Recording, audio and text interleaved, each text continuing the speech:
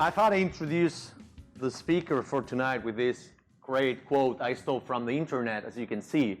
I don't even know who that guy is, Bertolt Brecht, but I thought it was great. So what's the robbing of a bank compared to the founding of a bank, right? We were talking about this. You look very convinced. You like that one, right? We spoke with Chad 1 year ago in our second annual conference here in Barcelona, right? I'm going to introduce him a little bit. He started working in the politics side of business, working in public relations, and then he joined Rocket Internet. It was a very interesting move where he learned more about how to scale shit up and then to work on marketing. And then he joined Revolut as the director of marketing and communications, namely the CMO of the company. So we spoke last year in our conference, and also he's a proud Scotsman. Like, he's really Scottish. Like, that's one thing you will notice, not only by the accent, but he speaks his mind out all the time. He's got blunt opinions, that's why we love him. And in the last time he came here, the first time he came here, we spoke about the fintech bullshit, right? We started off like that. I didn't prepare much. I was like, chat, what's with the fintech bullshit? When talking about company culture, also the startup culture, and lots of interesting topics. And so this is the second time he's coming here, and I thought, what a better way to talk about the big change the company has experienced in the last year, right?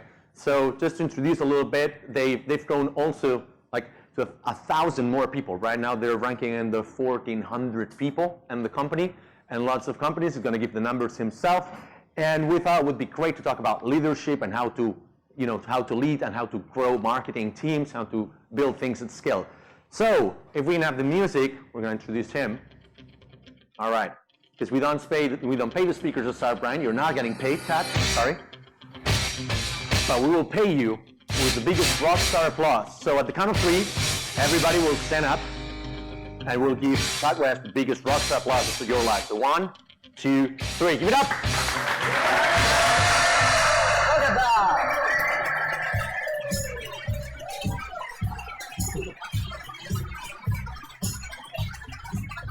Wait.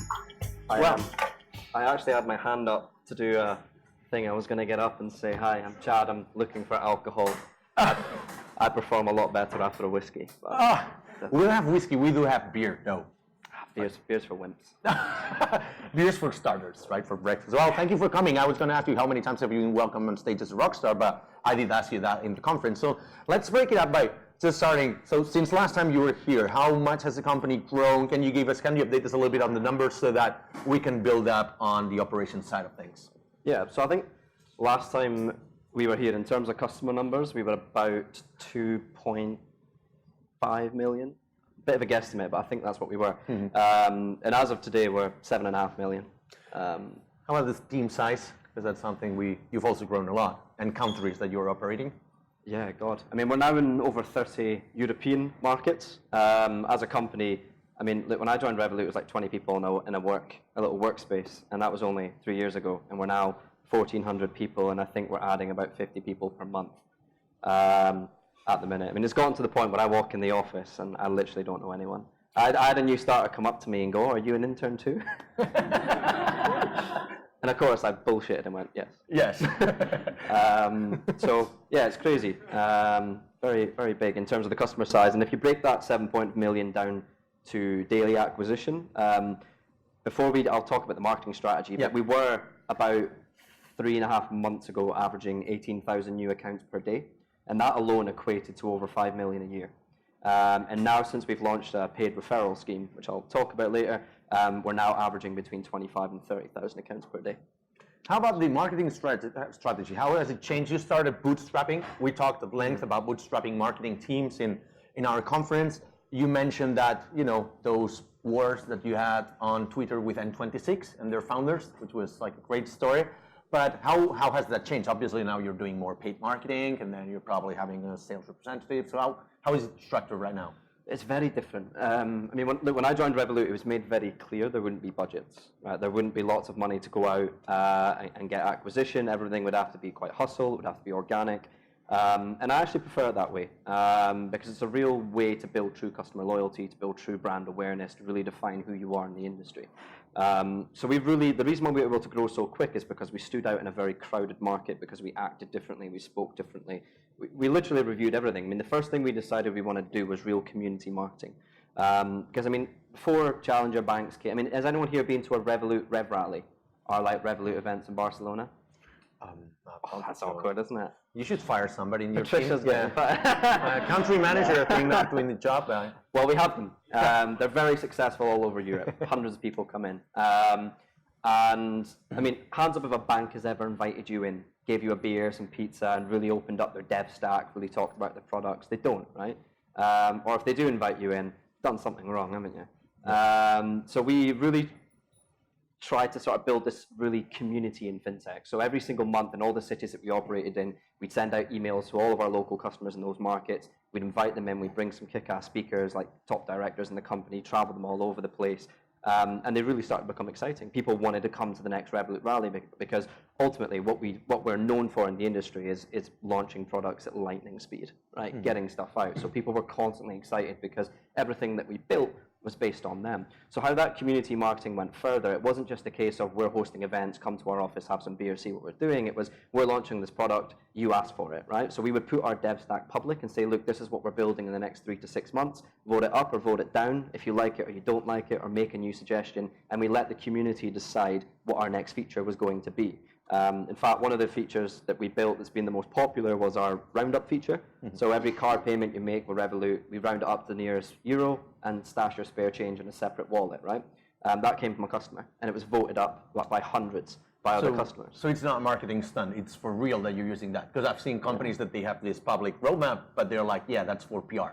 No, it was real, because we even said, what should we call it? And a customer said, vaults.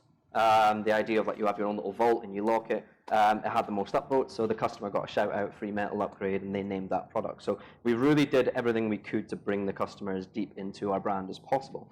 And then that extended to other areas like our tone of voice. When I looked at financial services, it was very corporate, it was very jargon. In fact, part of the reasons that big banks are able to manipulate people and cross-sell you products you don't need, add on markups that you can't see, is because of the way they talk, right? You don't understand it, or you don't want to understand it. So one thing we were very big is we made our tone of voice guidelines public. So on our website, we have a dedicated tone of voice, and it really speaks about the way that Revolut talks as a brand, which is down to earth, human. I always say to all my team of copywriters, speak to a customer like you would a friend, right? So, and we have these rules of like, don't say this word, say this word. So instead of like inconvenience, we say trouble, right? So we just really dumb it down so our customers understand how we speak, and it's quite cheeky as well. There's some emojis in there.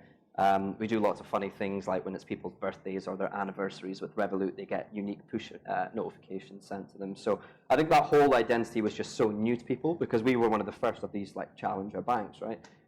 So this just did not, it doesn't sound genius now, right? But this did not exist back then, and it drew people, particularly millennials, but it drew them to it because they had more trust and affinity with the brand than what they did with, you know, I mean, I bank with Santander, it's a Spanish bank, right? Yeah. They're shit. They're not my sponsor, so you can say it. Yeah, that's fucking lucky. I didn't realize that. So yeah, without ranting on, it was just really trying to find a unique identity in the market and really make people think, wow, not only do they have a great product, but I actually love their tweets. I love their emails they send us. I mean, we did that really funny email that went viral. It was about Brexit. Yes. I don't know if you got it. Yeah, but maybe you want to explain it. Yeah. Oh, shit, I don't remember it. But it was like using politicians' surnames to update them on Brexit. Yeah. And it was like, we know Brexit's a bit of an, I mean, I'm not going to talk about politics. I don't have an opinion on it, but it was like, you know, don't be sad, have a strawberry Macron, and there was like lots of things. Yeah. So, and people were just like, it might be difficult, right? There's things like that. Yeah, exactly. I remember that one. That was pretty good. So how much are you fetching from or borrowing from traditional banks? Because I mean, you have turned into a bank. You were not a bank at the beginning. You were more a payments platform, if you will. Maybe that's not the correct definition. Yep. But now you've brought people from the banking industry as your directors of in many different fronts. So how much are you borrowing from them? And do you think this is contaminating or polluting your culture? Not so much. I think, yeah, we've made a lot of appointments. I think, like all fintechs, right, you start off in the early days saying, like, we don't want to be like the banks, you know, F the banks. And that's still true in terms of your DNA and the way you operate internally. But I think there really comes a point whereby one thing I realized is I used to think that, you know, banks didn't have very good people. That was my view because everything I saw I didn't like. From the UI, the UX, the marketing, it just never resonated with me. But what I actually realized is there's a lot of good people at banks, but they can't be good. right? Because of the environment that they're in, the bureaucracy, the red tape, the legal, the restrictions, what it may be. And I think when you're building a bank, there comes a reality whereby you have to bring in certain expertise. When you start breaching into lending or trading, you need people who have that expertise, who have worked in trading, who have worked in lending, who understand the regulation, who have the contacts. So there's no bankers in my team. I don't see that changing. Yeah. But there are in several teams now. But at heart, we are still a tech company. I mean, 80, 90% of our employees are all tech background. There's a cycle in startup branding or startup, let's say, arrogance, in which when you start your startup, you're like, I'm not a bank. Like, fuck banks. Like, they're all shit and all of that. Then they realize they need to piggyback on them to get into the industry. So like, yeah, we're bank friendly now. And then when they're in the position of power, they just ditch them altogether and replace them maybe. And now they're against banks super aggressively again, right? But you have followed this strategy all along. Do you see this changing? Do you think this has helped you to stand out as like a really different company because it stands true to your core values? Ooh. It was a long question, right? Yeah, it's a good one though. I think. Oh, yeah. Because your brand strategy naturally changes as your business develops, right? Exactly. And equally, not only as your business develops, but as you go into new markets. When you sell out as well. When you sell out. So I don't think I'll ever change in my way, but ultimately I think there will become a point where you have to horn it in a bit and you think, okay, we're now a highly regulated, very large company, and maybe this brand has to be matured a little. Maybe we have to take it up because if we want to appeal to older audiences, we're not just about millennials and young tech professionals anymore. We're also about the 30 plus, the 40 plus, the 50 plus, and you have to find that balance. So I don't want us to sacrifice who we are and what we stand for because that is sort of the spine of our success, right? Yeah. And I think you risk, if you start to drastically change yourself and become this very corporate company, what you're doing is you're risking losing affinity and loyalty with that band of customers who really made you, right? Who stuck with you and liked you for who you were, and they see you as a bit of a corporate sellout. So so long as I'm there, I'll never allow that to happen, and I'll keep pushing should it does. But I think there naturally becomes a point in some areas where you have to mature up a little bit, and you have to think, okay, this worked then, but it isn't really working now. How can we be more more diverse in terms of our audience and how we're reaching and speaking? All right, and let's talk about like building the team, because obviously you've had to hire a lot of people you don't know now, but you will familiarize with them. So how many people have you got in your team right now? What's the biggest learnings you've done in hiring, and how did you scale things in this hyper growth that you're experiencing? Yeah. Joe, I have something to admit. Like when I worked at Rocket, for example, I had a very small team. It's typically German, very efficient, very lean. Yeah. You have a thing with Germans, right? Yeah. And the conference was the same. Like, I just worked with them for so long. So they're just an easy target for me. Yeah. But I think everyone is. It's the hardest thing because what I found when I worked at Rocket is that I love doing things and I love doing it right. And I really fucking hate it when I get something wrong. I'm one of those people that it really gets. I learn from my mistakes, but I'm not one of those people that's just like, no big deal, let's move on. I'm like, fuck, why did I let that happen? And the most terrifying aspect of that is you become someone who struggles to let stuff off, right? What I mean by that is you can have a great team around you, but you're such a control freak and you want to do everything your way that you don't understand the power of delegation, of actually getting your wider team to work. Because then you do things smarter, you do things faster. And there's this famous saying we say in Scotland, which is, you can half-arse a load of things or you can whole-arse one thing, right? And it basically means like focus. And I found myself with a very small team, Revolut growing incredibly fast, me not prioritizing recruitment, and us buckling under the pressure.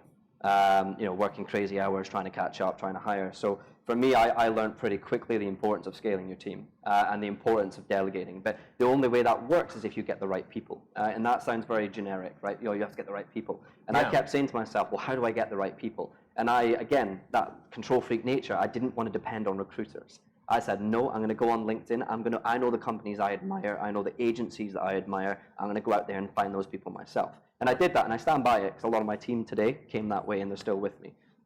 In fact, in the 3 years I've had a team, out of about 15, 16 people now, only one's left. Yeah. So we have a hugely high retention rate in the team, which is great. But I started to think, well, how can I get good people? Because one thing I realized is marketers, PR people, they're great talkers, right? Which means we're good bullshitters. And anyone can bullshit an interview, right? You can shut up. You can sit there and I could say this bottle of water, right? Yeah. That bottle of water isn't anything special, right? Just saying, feedback.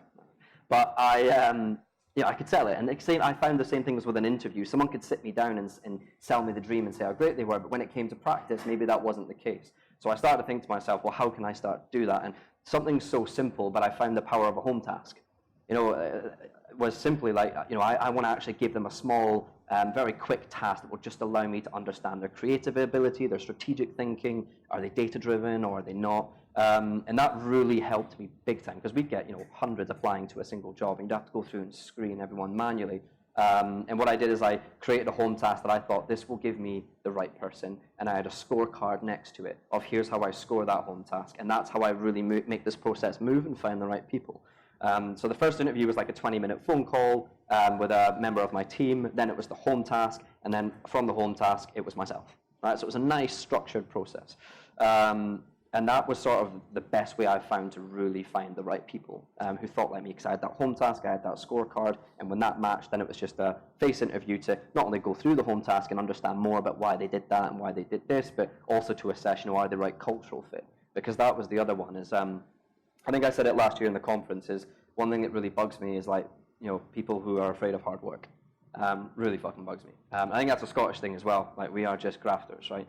And I think, I spoke about this sort of millennial entitlement. That's like, I don't want to work past 5 p.m. It's like, don't fucking work in a high-growth startup then, right? Yeah. It's simple solutions. So I had to find a team who, the goal is never to work late, but I knew I'd have people that if something went wrong, we'd all be there, right? We'd get it done, we were efficient. So I had to find that right mindset of someone who was very driven, very ambitious, constantly wanted to go the extra mile, was always going to be there, dependable in an emergency, because all those little soft traits are very important too.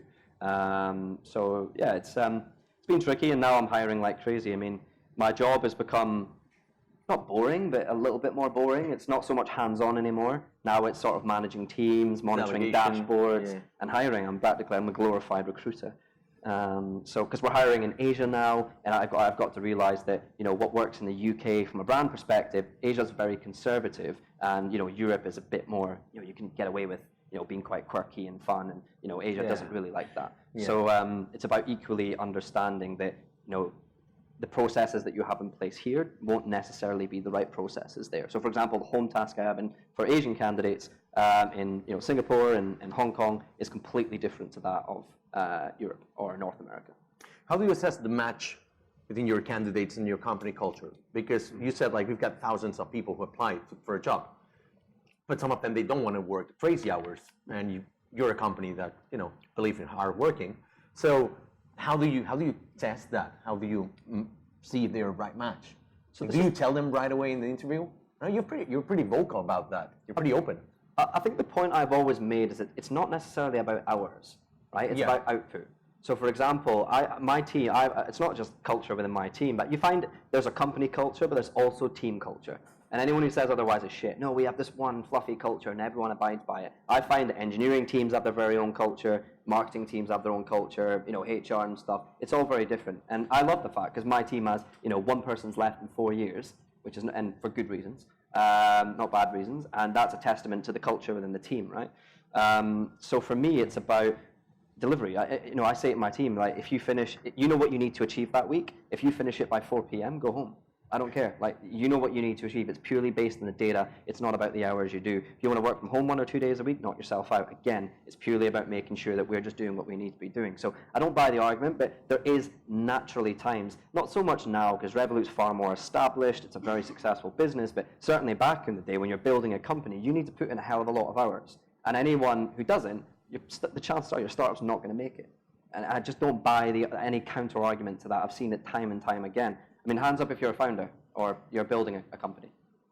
And hands up if on average you do more than 10 hours a day. Yeah, pretty much everyone who just had their hand up, right? Not me. No, you're lazy. I'm pretty lazy, yeah. Siesta. At least twice a day. But so that's it for me. And the other side of the culture is like, just don't be a dick. And I know that sounds controversial, and coming from a dick maybe, I don't know. But I think it's just a case of like, come into a company. I think I love confidence in people. It's one of my favorite things, right? I love someone who is full of confidence. And that can be so easily seen as arrogance. And there's a line between the two. So I love finding people who are very confident, because what that means is they're typically people that won't sell. So in my team, I want people that's going to think, look, I did a great job here. How can I maximize it next time? This was super creative, but how can I make it go bigger lengths next time? So when I see that trait of someone who is very confident in their ability and stands their ground, that's equally something that's important to me, because I hate micromanaging. I think it's the worst thing in the world. I never even used to like being a manager. It wasn't my thing, right? And I've learned that it's far more interesting as you start to master it. And I was lucky to have people to guide me in that. But equally, when you sort of have that entrepreneurial spirit within your team, you don't need to manage people, right? Because they just simply get shit done. They know what they need to do. You give them the freedom and the autonomy to do it in their way, and usually that brings out the best in people. So you're a goal-driven company, right? We always have been. You always have been. So you've spoken about what happens when they meet the deadlines and the goals. So like you're free to go at 4 p.m. because you've already accomplished this. What happens when they don't? That's natural, right? I don't always hit all my targets. Yeah.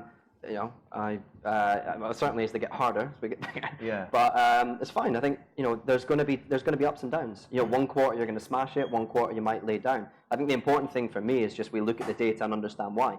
Yeah. You know, was it the case of, you know, it was just a bad season? If I look at a local market and say, why was uptake down? Well, you know, our marketing spend was less, or we didn't maximize. We didn't look at the data soon enough to understand that this wasn't working, but we should have doubled down on this. It's totally fine. I'm a believer in that you just learn from your mistakes. And I actually encourage mistakes in the team. Yeah. I think it's a good thing. I think you learn from your fuck-ups. And, you know, I'd rather we do 5 things and do 4 wrong, but we absolutely annihilate one and do it, because that really sets the strategy going forward. I've gone, look, we really doubled down in these 5 areas. 4 of them, after time and time again, we didn't make it work. But this one area we did. Now that's really going to help us levy as to where we go forward. So I think, if you don't hit it, it's like, it's not one of those companies where like, you don't hit your targets, you're out. I think there's been, when you're younger and a much smaller startup, that can be the case. And and the important thing is you have to learn from that culture, right? And think, that kind of culture never works, and that was picked up pretty quickly from us. But ultimately, one thing I said to you before was we grow so fast. So this idea that you can have a culture that is perfect and you're set in stone is bullshit, because your culture is going to constantly change as you hire more people, as you open new offices, as you open in new regions, and as you bring in new people as well, right? So I think culture for us and for me is a constant evolving thing that you just have to really focus on. I mean, one thing we do in our team is every quarter there's an anonymous survey, and it's fully anonymous, whereby my team rates me as the head. They rate themselves, and we can really review it and understand what's going well and what's not. And me as a manager, like I think the last one we did, one of my team, or I don't know who it was, but there was a consistency in that we need more time from Chad. I found myself traveling so much, I was busy so much, and they were like, Slack is okay, but we really actually want more one-on-one time. We need some more support here. And that was a good learning for me, because my view was like, I'm not a micromanager, right? Just get on, do it. And what I realized is some people actually still needed some support and a hand forward. So that was good for me. And as you said, we're goal-driven, but we're also very data-driven. And it's thanks to that data that we can evolve that culture to know what's working, what isn't.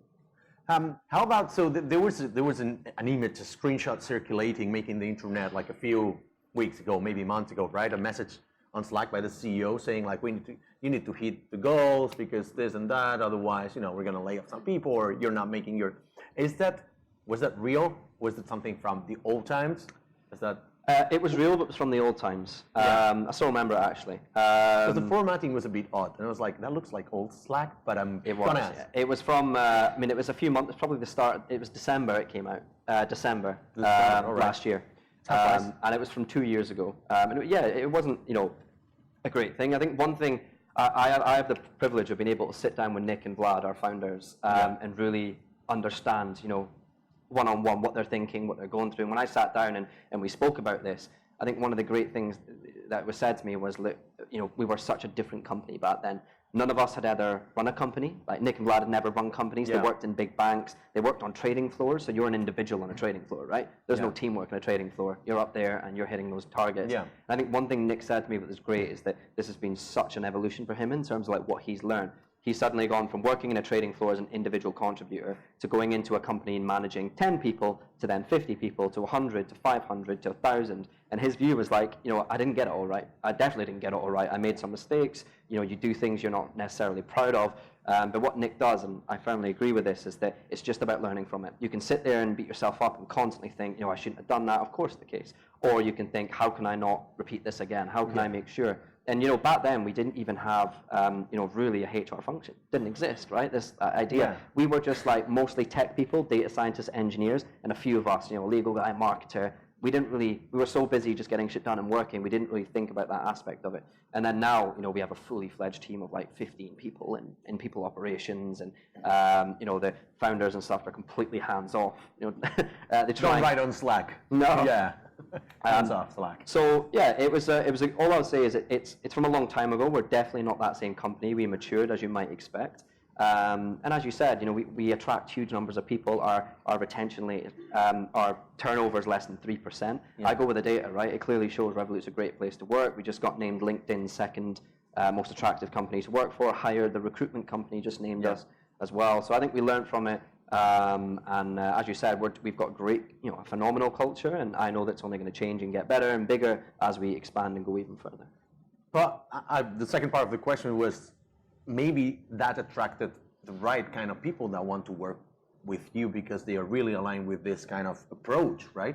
Did it work for that? Did it provide just PR, which is always good, or was it did it have any sort of good benefit, or not really? What specifically? That thing circulating. No, not really. And you wouldn't really want to attract, that kind of mentality into a huge extent. I think it does attract, one thing we've always done is attract goal-orientated people. Yeah. Nick has this personal KPI of that he hires future founders. Yeah. And what he means is, with most people he hires, he really wants them to then go on after Revolut to do their own company. It's one of his goals. So he looks for people who are data-driven, who are analytical, who don't settle, who get shit done. We say these sort of phrases. And it's not buzzwords. It's generally the mentality we look for. It doesn't mean that you'd be a dick in that process. Of course not. It just means that, that is the way we operate. It's why we've been so successful. It's why most companies who do really well have that same sort of operational position as well. So you've got to keep attracting that kind of people, because when who are those things, because when you don't, that's when things start to go wrong, or that's when you have a very conflicting culture of like some people think this way, others don't, and things get a little bit messy. Let's dig deeper into company culture, because I assume that by growing 1,000 people in a year, things break, right? Maybe confidence, maybe people want to get promoted, but they see that you're bringing people from outside. So how did all this hypergrowth affect company culture, both in good and bad ways? Yeah, I think in a good way, it's really helped us define the culture, because the more data you have, the more people you have coming in, identifying what your strengths are, what your weaknesses are, really helps you evolve. I think generally, we're just a much more diverse company now. If you look at our London office, it's like 40% British, 60% from everywhere, you name it. So that's given us a real great sort of perspective. And then each team have their own sort of way in which they like to recruit, like companies they like to go for, and that equally brings in a huge amount of knowledge and experience, because the ops guys might like people who come from really big hyper-growth tech companies, the marketing guys might like people who come from like top-tier creative agencies, and the tech might go for, I don't know, companies like Telefonica and things like this, right? Yeah. So you bring in that mirage as well. So I think the difficulty of it is, when you are hiring at that pace, you've got to upscale everything. All of your policies, all of your processes, your onboarding, your offboarding, your performance reviews, all that kind of stuff. And I think that's why we've hired a great team who are incredibly experienced to come in and lead that function and make sure that it's not only does it fit the purpose now, but it's built for scale. Because right now, as you said, we're like 1,400 people, but I think in the next 12 months, we're hoping to potentially triple that. So Nick's vision is that, okay, everything's working now, we've got all these processes in place, policies, all the data shows that teams are happy and healthy and we have the right things in place. Where we don't, we've got clear plans of action to fix it. But then Nick's worry is that this won't be applicable in a year. He's like, we've got to keep going at it. So he's constantly hiring. And I think I haven't seen any issues. I think, as you said, we're now even hiring people from large banks to come into mostly areas like risk, compliance, what you might expect, lending and things like that. But it's great because I think, as you said, some people want to get promoted, but maybe there comes a reality when you're a company that, okay, you may have been there a long time, but you're actually not ready for this kind of role at this scale.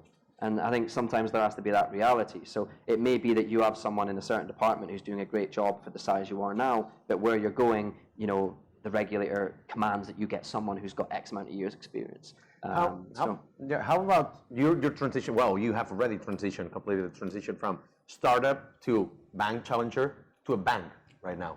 You're attracting people from the biggest banks to work for you. Yeah. So you're, you know, in all effects, you're becoming a corporate, right? You're more than 1,000 people. You've got processes in place. You probably have got bureaucracy, workflows, probably more red tape than you ever wished for. But how are like the oldest employees dealing with that? How all these people that want to have that startup-y feeling, how do you retain them? It's tough. How do you still, you know? Because I'm one of those people. Right? Yeah. You're going to tell us something? It's a tricky one because on one hand, you kind of have to face reality that if you do want to build a global billion-dollar company with hundreds of millions of users, whether you like it or not, you're going to get bureaucracy, you're going to get processes, you're going to get policies, because if you don't, everything's going to fall apart. And if you look at all these tech companies that said it, Airbnb, Uber, all these companies, we're never going to be bureaucratic, they're now arguably the most bureaucratic companies out there, right? So I think there has to be an element of like, you're going to take this company so far, and then maybe there will come a point where you think, okay, I've taken it as far as I can. This is not the environment I'm looking for. I don't want to go yet into a very bureaucratic, slow. We haven't become that, FYI, but I think there will become a point where these people who have been there younger think, okay, I'm ready for my next challenge. And equally, what you find with a lot of these people is they're fucking exhausted, right? They've been building a company for like 4 years, and they're tired, and they think, do you know what? I need a break. And by that point, hopefully they've vested some good stock options. They've got good salary, so they can take time off to go travel, start their own company, or maybe go and work for just another up and coming startup because they've got that experience of scale now, right? So I think certainly in the conversations I've had is that a lot of us realize that some of this bureaucracy and processes and policies are absolutely needed. Because the rate that we're growing and becoming a regulated bank, you have to have it, right? It's the reality. But as long as you don't lose it entirely, you've still got, and that's one thing I like is we haven't, right? There's still an expectation from Nick that we deliver things fast, that we do things very differently to banks, we innovate. So that I don't think that will ever change from like a product perspective. I think it's just more that internally there'll be just some more hurdles in terms of like how you get things done. A lot more emphasis on going through different committees and legal stuff to get things through. But it's just an inevitability. So I think it will be absolutely fine because I know Nick, I know the founders, they are very much that get shit done mentality. It's innovation, it's build, it's deliver, it's get it out, let's test it, get feedback, go. And I don't think that will go. It might take a little bit longer than what it has over the last 2 to 3 years, but they won't sacrifice that entirely. You mentioned that company culture evolves, which is a topic that, we don't talk enough about company culture in Spain, right?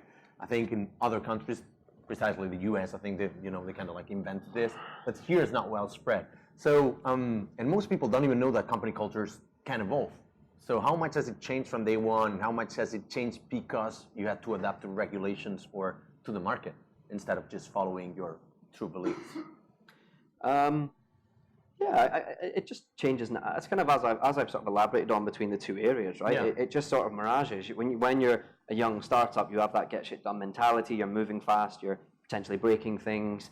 You're trying and testing. You're hiring people with that like-minded ability, and then it comes to a point where you think, okay, now we've got this many users, and now we've got so many more obligations. So you look in, financial services. There's huge regulation around compliance, anti-money laundering, fraud.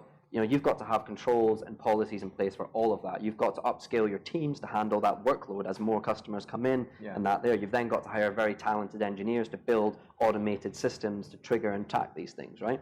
So I think the only thing I'd say is, just to summarize, because I don't want to rant on too much, is just that you have to be prepared for the fact that if you make it and you go on to scale and you go into hyper-growth mode, whether you like it or not, you are going to become more bureaucratic. Can you give a specific example of something you have, given up on, or something you have had to? Give you an example, like if you launch a product at Revolut, I think back in the day, it was like boom, boom, boom. Like we've got a lawyer who's looked at it, we've got this, and now if you look at us now as becoming a licensed bank and a very high growth company, we have like various committees that you need to go through now. Right? There's like a risk committee, there's a legal committee. You've got to go through all of them, get through all the sign-off process. Everything's like monitored on Jira boards, so you can see the processes, what's to be done, what's in process.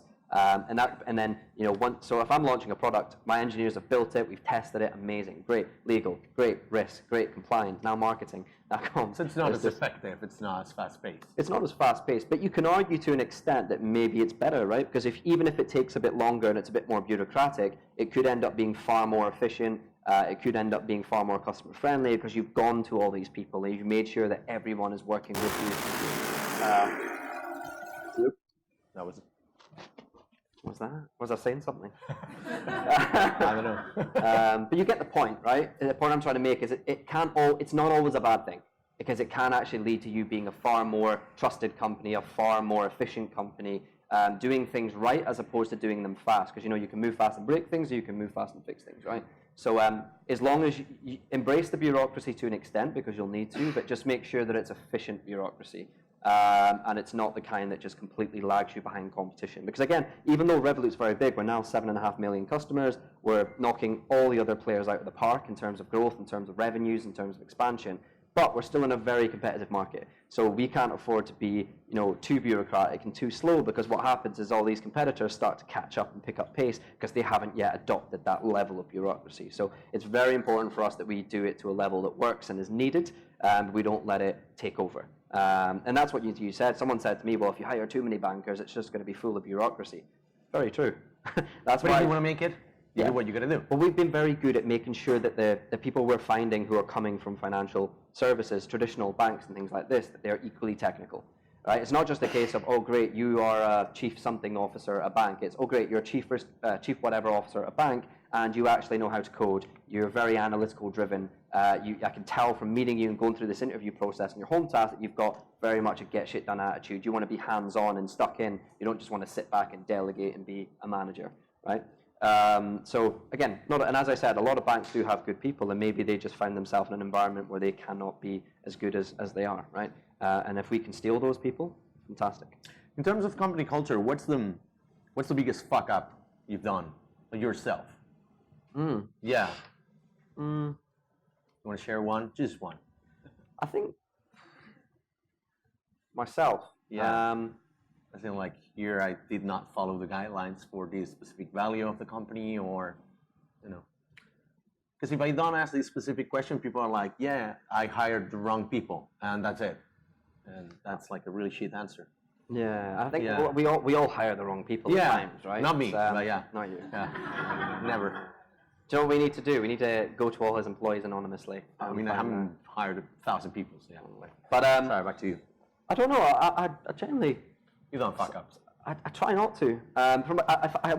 From a culture side, I don't think so. As I said, I think we've built a really stable culture within the team. Again, right. I think that's testament that one person out of 15 has left in 2 years, and they left for a great reason because they had a great opportunity in another country. The data that I get back from the performance reviews is overwhelmingly positive with some good constructive stuff to work on. But in terms of like a fuck up, I mean, as I said, maybe in leadership or like in growing, hiring, something like that. I think managing people. I think I was never a good manager, and I'd argue to this day I'm still not necessarily a great manager. I just can't think of anything worse than my entire Monday being meetings and catch-ups. It's disgusting. I mean, I want to do like a quick 15-minute call. How's it going? Great, awesome. What's your focus this week? Awesome. What's your goals as a result of that? Awesome. If you need me, I'm on Slack, right? It's kind of, and maybe that's not right. Maybe some people sit there and be like, no, you need to nurture them and pet them, and I don't think so. So I think for me, maybe that's bad, and I guess I'll find out, right? But so far, I'm scaling my team. It's going really well. People are coming. People are staying. Everyone's hitting their targets and their KPIs, and I think a lot of the people in my team love the idea that they kind of feel like they're doing a startup within a startup. Like they have their own environment and they can really get it done. And as long as they're following the process, they're hitting their targets, I'm pretty happy. But I know at the same time, the feedback from people was like, yeah, they want to talk to you. You take that a little too far. They're like, sometimes, Chad, I really want to get your opinion on something, and you say, oh, ask that person. So I don't want to ask that person, otherwise I'd ask that person. I'm coming to you. And I need to realize that, I need to find more time that when my team members come to me, they actually need me. And one of the biggest feedback I've given my team is I found they were all like super nice with me, and my view was just like, no, like I actually encourage someone to be a bit of a dick sometimes. Like if you're asking me something and I'm not giving you the answer, literally just come back to me like, Chad, can you answer the fucking question? Or like, I'm not, like, I've asked you 3 times to look at this and this is the 4th. I don't mind it. I don't think you should ever be the manager that invokes like fear in your team. Yeah. I think they should be. It's kind of like that thing. Like people to speak up as well. Yeah, right? I want them to be free spirits, right? And of course, don't talk to me too shit. But ultimately, that was my feedback to the team. Is like, okay, but you only asked me once. You didn't chase me again. Sometimes I don't even see all my Slack messages in a day, or I've lost control of my emails. And that was a really good way. And now I know that when one of them messages me, and I can tell by the language that this is a priority and they really need my help. So I think from a culture perspective, that's a good one, actually. I just wasn't a very good manager. I was too focused on what I was doing. I was convinced that they were doing it, but what I found is they still needed support. And not only am I trying to be more hands-on with these guys more, even to this day myself, but I'm equally hiring more people in my team to help me be number twos to me, or threes, right, who can help me manage more people, because there's only so many people I can have catch-ups with, right, especially if I'm scaling the team. There's only one chat. It's only one chat. Well, I want to hire, I don't know, like mini chats? Like mini chats. Yeah. That'd be a disaster, not mini chats. It would be fun, though. What's the most expensive fuck-up you've ever done in the company? Expensive, and if you can quantify it, because you run. I mean, you've done marketing. I've got one. Yeah, and communication. So you test a lot of things. So maybe you spend some budget here, then like some paid marketing. But before I start, is anyone aware of like the tube ad that we did in London that got a lot of controversy? Too bad. Okay.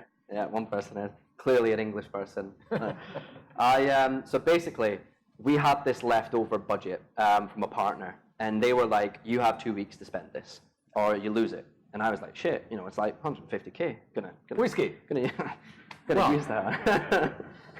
Big piss up in the Revolut office. But and we had no time for creative. Almost zero, right? So we had to do something. We said to ourselves, let's just do an ad in the tube. So we called up the tube company. They said, yeah, we've got something available, and we can get it. I know they can move fast. So they were like, we'll get it up super fast. And we were like, great. So the team brainstormed. We didn't really come up with anything that was really on brand and would work on time. So what we decided to do was, as a like anti-brand, you could say, was like duplicate a Spotify ad. Because we were in the office thinking, oh, this will be funny, because we knew what we were doing, right? It's like, this is going to get pickup. Like, Spotify might call it out, the media is going to call it out. Yeah. So it was purely tactical. Like that. A lot of people were like, oh, they just copied an ad because they're lazy. Yeah. I was like, no, we absolutely didn't do that. Still not saying it was the right thing to do, but we ended up offending some people. Because what we did is, that Spotify campaign, it's like, to the person who listened to I'm Sorry by Justin Bieber 117 times, what did you do? They use data to make fun of things. Yeah. So we tried to do the same thing, right? So we said, like, what was it? It was like, to the 17,000 people who bought a vegan sausage roll. Oh, Piers Morgan. I've seen that one. Yeah. And there was another one that was like, this was the one that got some controversy. It was like, to the 17,500 people who ordered a single takeout on Valentine's Day, are you okay, hun? Now, where I'm from, people found that funny. Yes, right? Scotland. But in London, which is a very unique city, and it's kind of like put it that way, yeah. Yeah, it's very PC and stuff like that. It was seen as, I quote, single shaming. Everyone in the team was single, so we were all sat there like, oh fuck, we just offended ourselves. Yeah. But we live in this society now where everyone has the right to be offended by everything. I thought it would have been the vegans, though. No, the vegans thought it was funny. I wanted Piers Morgan to retweet it. That's why I put his name in there. Because it was trending. He was going on TV, going to war with vegan sausage rolls. Yeah. I'm not vegan, but I tried one. It was all right. Yeah. But it was the single shaming one, because literally all my friends were just like, it's fucking hilarious. And then, I kid you not, we had give or take 100 people on Twitter who kicked up a shitstorm. And of course, then the media come in, and there was literally, the BBC even ran it, Revolut, accused of single shaming, and then suddenly this swarm of people come up to my desk, and I just look up. Now, on one hand, people were like, "Oh, but it was lazy." I get the fact that it was lazy. We purposely copied the Spotify theme. Yeah. We thought that would be funny, and even the Spotify replied to it, being like, "Some of our best songs are covers." Yeah. It's like a really cool, like, oh, that's a good one. So it was like really cool, and that's what I wanted to have: a bit of harmony, a bit of banter. You like to interact with brands, yeah? I do. So, Spotify were good troops about it.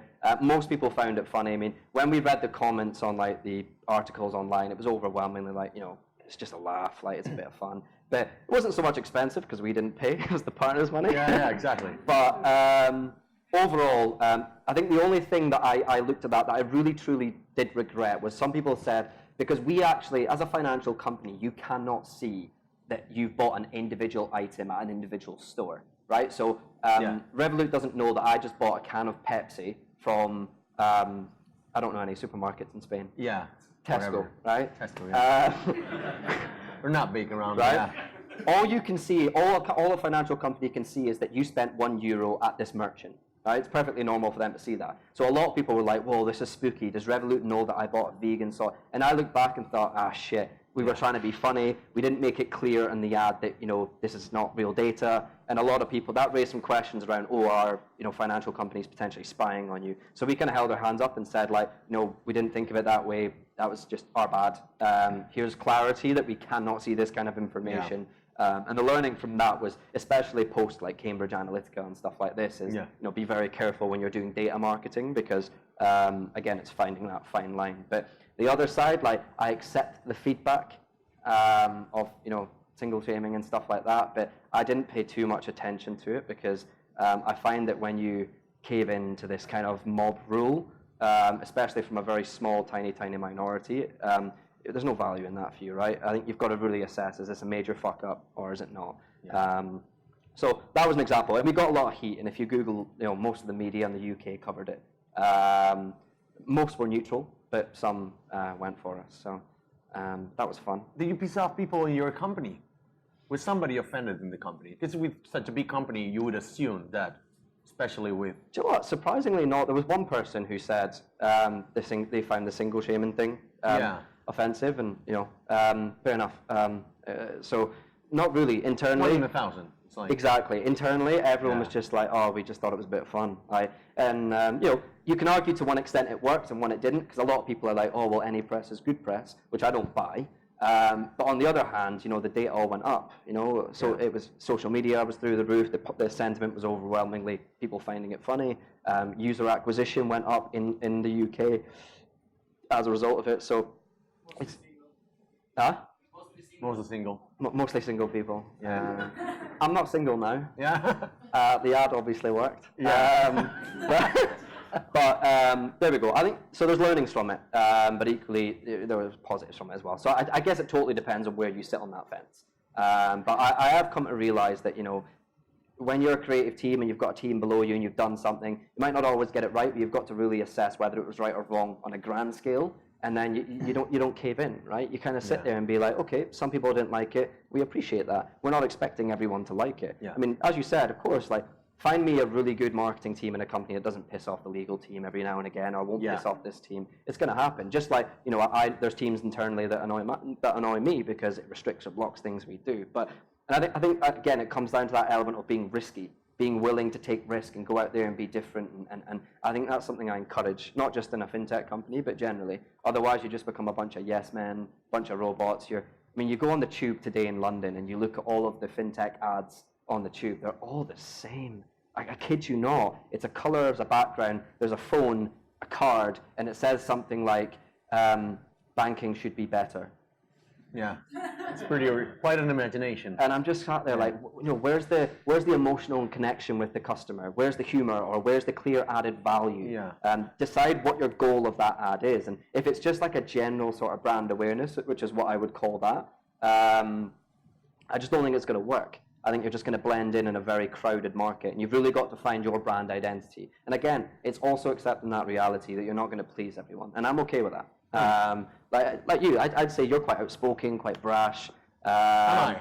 I think so. Yeah. And I think you'll find someone that's like, oh, I don't like. You might find someone who, in the audience who's like, I don't like swearing. I'm really against people who swear, and you've swore, right? Yeah. It's kind of like you've got to be willing that you're going to say stuff that not everyone's going to like, and you've got to come to that reality. Yeah, I know.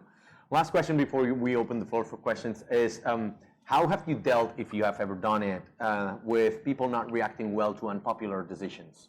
Like, hey, we need to do this because it has to be done. Like, this weekend we're going to work, or we're going to do this integration, or we're going to partner with this company who's not super ethical, or what? How have you dealt with this situation?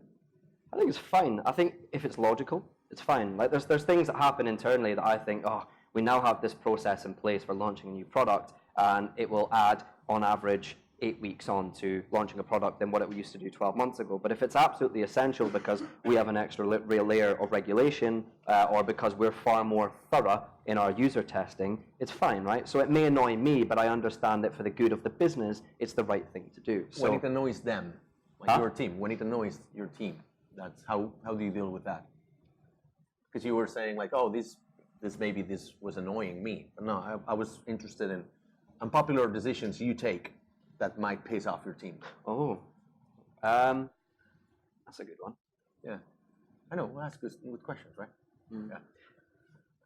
I think it comes back to the way I've changed, right? I think, as I said to you, when I had 5 or 6 people on the team, I was very much decisive on everyone doing it the same way. So I would do something in the UK, I would try and localize it as best as I could to another market, and I would say to the guys, no, don't come up with something new, don't try something different, take this and move it there.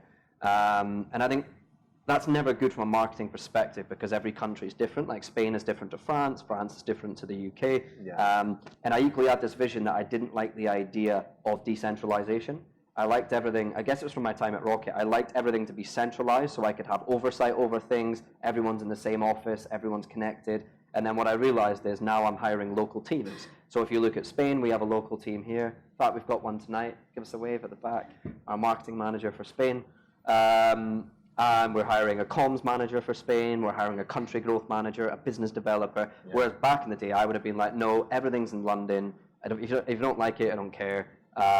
We're doing this one general campaign and we're going to duplicate it in all markets, and I'd have someone being there that this doesn't work in Spain, or this doesn't work in France. So that was something that was quite unpopular that really changed my process after about a year and a half, where I was like, actually, I'm not hiring people who are based in London to do stuff in Spain. I'm going to have them on the ground there working and doing it. And when it comes to running campaigns, we're going to give them their own little budget and they're going to build their own local campaigns. If they want to work with an agency to facilitate it, that's absolutely fine. So everything was so in-house, so centralized, that it just wasn't fit for scale. It was very much fit for a few markets, but not others. And I think my team made it pretty clear that they didn't like that they wanted more freedom, they wanted more control, they wanted to have more of a say as to what the branding was in that market.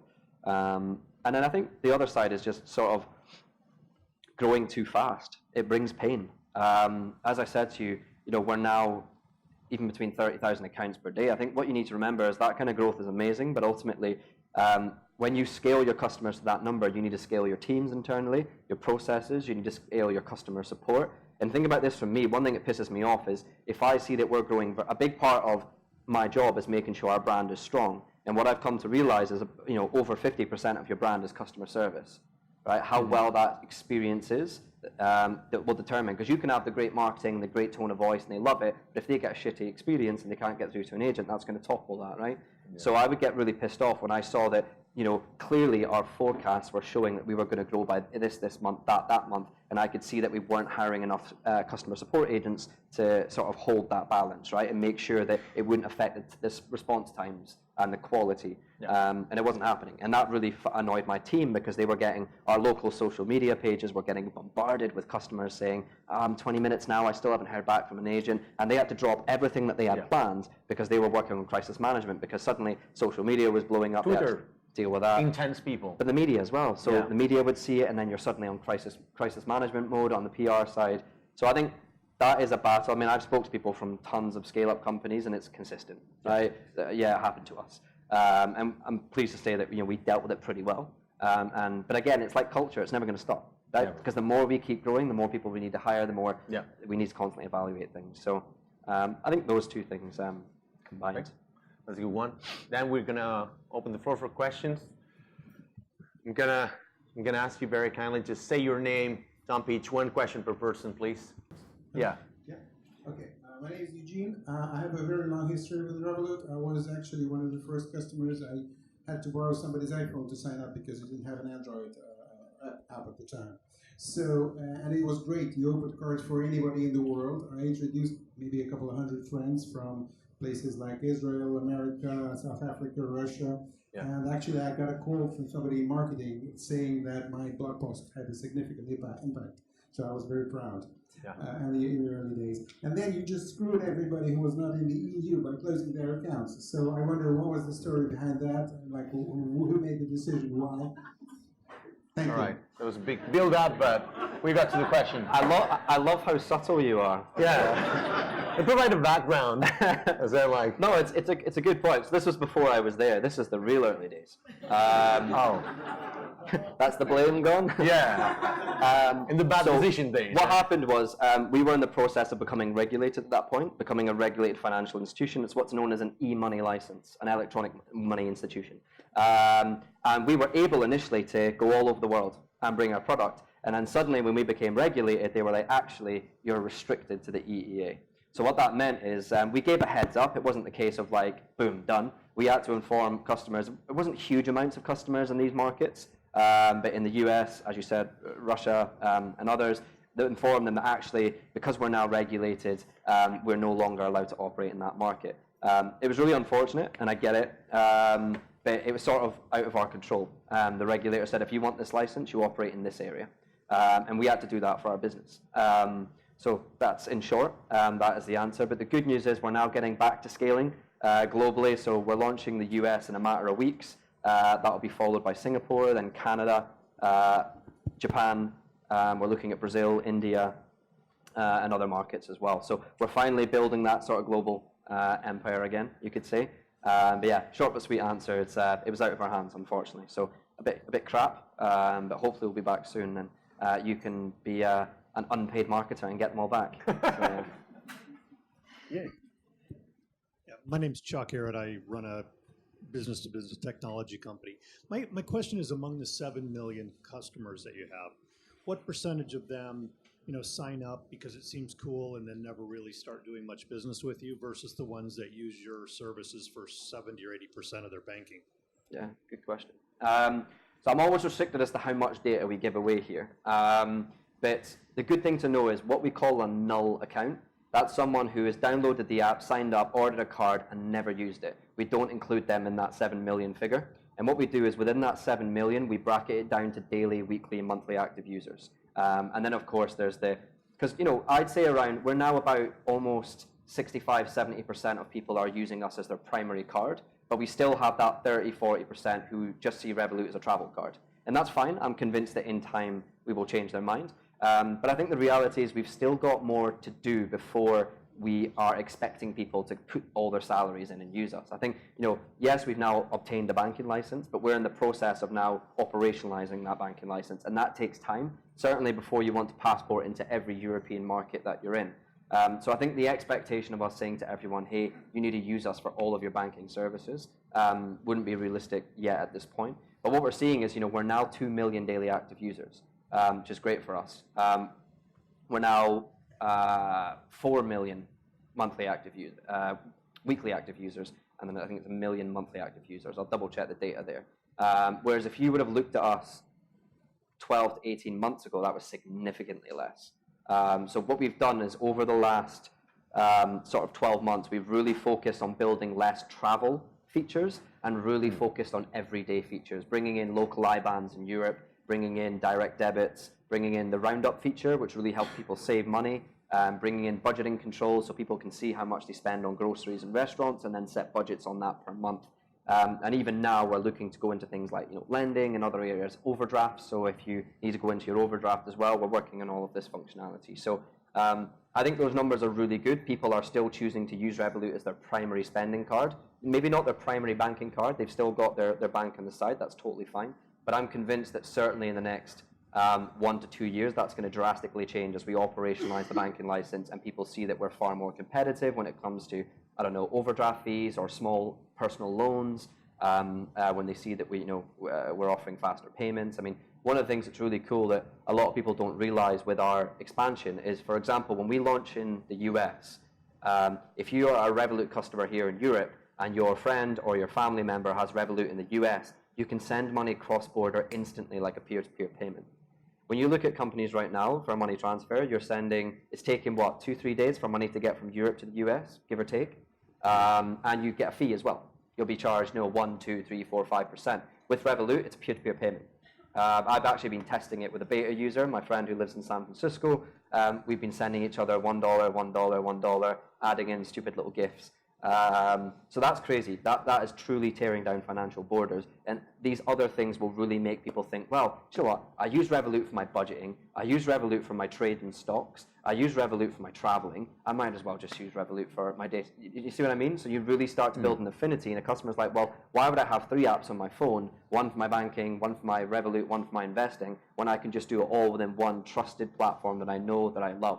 And that's our goal. A lot of people always say to me, like, how would you describe Revolut? Are you similar to N26 and these guys? I think we're completely different. They're what I call just banks. I think when you look at Revolut, you can sort of compare us to like WeChat in Asia, which is, it's absorbing so many different features and services within one platform that people know, they trust. I don't personally like Chinese UI and UX, but, yeah, we prefer the clean, minimalistic look here in Europe. But yeah, I'm ranting on. But so really encouraging daily, weekly, monthly active users, and about 60-70% are now using it as their primary spending card. So not mission accomplished, but certainly positive steps to get in there. Great.